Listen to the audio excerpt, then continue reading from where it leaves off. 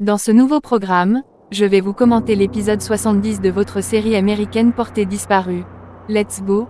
Tout commence avec Santiago qui se balade dans son coin favori. À l'instant, son père arrive pour engager une discussion sérieuse avec lui entre hommes. Santiago répond à son père que visiblement c'est lui le seul véritable homme entre eux. Gabriel finit par se soumettre en disant qu'il assume son statut d'homosexuel, et il n'y peut rien. Et là, Santiago s'énerve encore plus. Il ne supporte pas cette idée que son père aime les hommes à la place de sa mère. De leur côté, la séance est ouverte à propos de l'affaire de Bruno. Cecilia arrive et évite tout contact avec les journalistes. À son arrivée, elle jette un coup d'œil et aperçoit Mariano et son époux, qui n'ont pas l'air d'accord. Du coup, elle prend place de l'autre côté, car elle soutient son mari. À l'instant, Bruno arrive étant menotté et conduit par la police. À son arrivée, tout le monde est sous tension. Mariano perd son sang-froid et s'attaque à lui, mais il est rapidement intercepté par la police. À la fin, il est déporté à l'extérieur, afin de permettre à ce que la séance ait lieu. Une fois à l'extérieur de la salle de procès, Mariano commence à se plaindre de Bruno à Cristobal. Il n'arrive pas à y croire que ce criminel ose encore le regarder dans les yeux comme il l'a fait, après avoir fait du mal à Elisa. Cristobal lui dit que tout ce cinéma ne sert à rien maintenant, car il est en train d'être jugé. Et là, Mariano dit qu'il veut voir ce criminel pourrir en prison. Il veut qu'il souffre comme lui en ce moment après la mort de sa fille. Pendant qu'il échange, Cecilia arrive, et Cristobal préfère les laisser tout seuls entre frères et sœurs. Cecilia se rapproche de son frère et tombe dans ses bras, elle ne comprend pas ce qui se passe en ce moment. De leur côté, Gabriel reconnaît avoir déçu son fils avec cette annonce d'homosexualité. Il sait que ça lui fait du mal, mais ce qui lui arrive est un imprévu.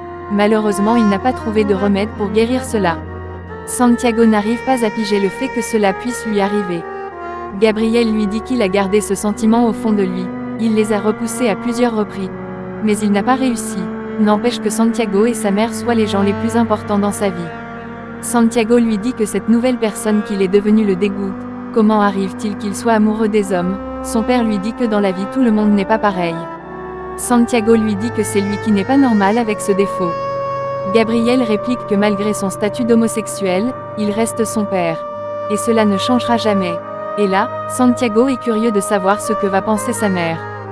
Gabriel lui dit qu'il va pas continuer à lui cacher ce secret. Il trouvera un moyen de lui avouer.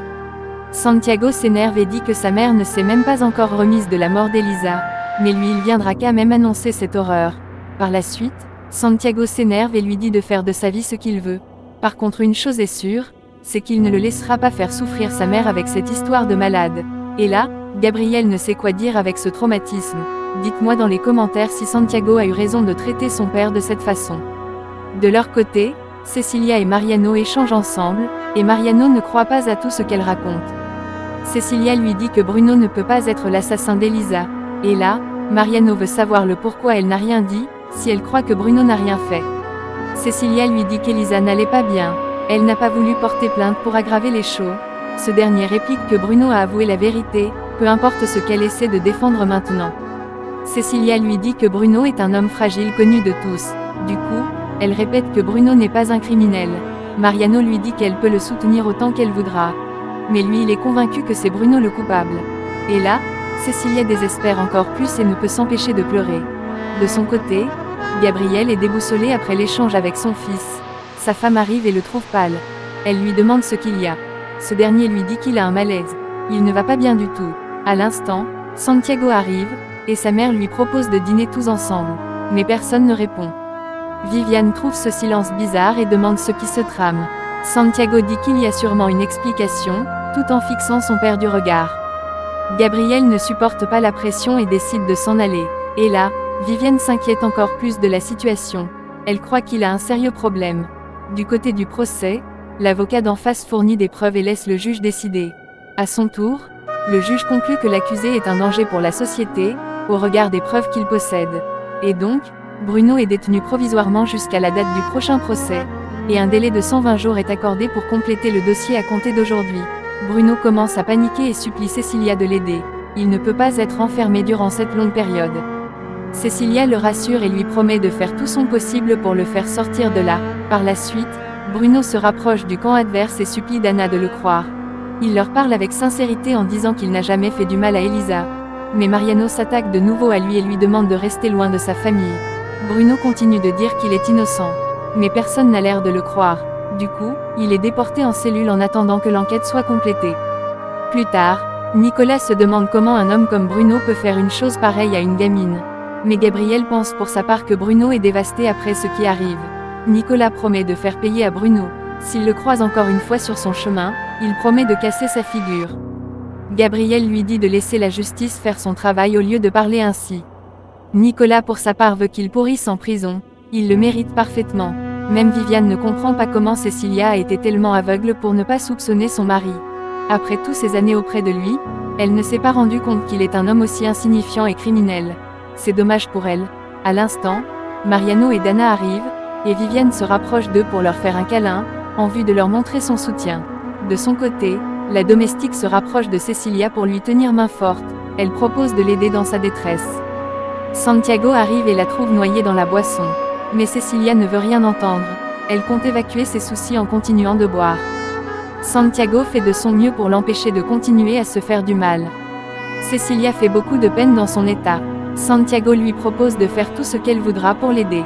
Cécilia lui dit que la seule chose qu'il peut faire pour l'aider c'est de la croire. C'est de croire quand elle lui dit que Bruno est innocent. Malheureusement, Nicolas refuse d'avaler cela. Cécilia n'insiste pas et lui demande de s'en aller immédiatement. Plus tard, Flore entre dans la chambre et surprend Eduardo en train de regarder les vidéos d'Elisa. Ce dernier semble apprécier cette fille dans sa tenue sexy. Flore lui interdit de continuer à regarder le visage de cette fille, car tout ce qui arrive c'est de sa faute.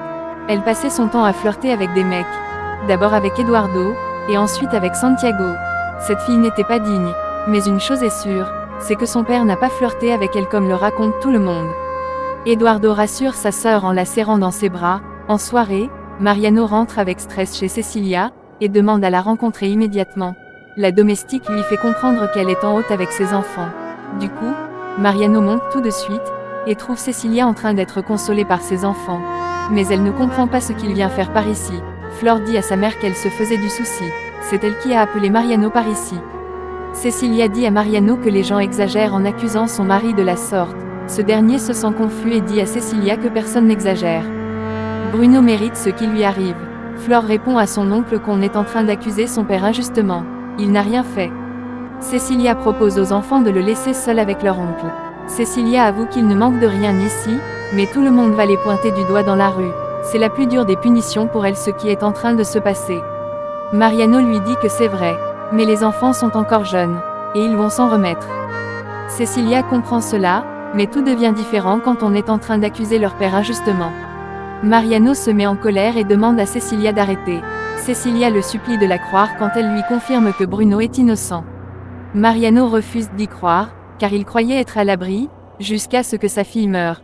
Elle est sa sœur, mais pour cette fois, il ne peut pas la croire sur ce point. Cécilia fait les yeux doux à Mariano tout en le suppliant de la croire. Ce dernier refuse catégoriquement, et lui dit de laisser la justice faire son travail. Et là, Cécilia s'attriste davantage et perd le contrôle. Et c'est la fin de ce programme. Partagez vos avis en commentaire. Abonnez-vous pour ne pas manquer la suite. See you soon.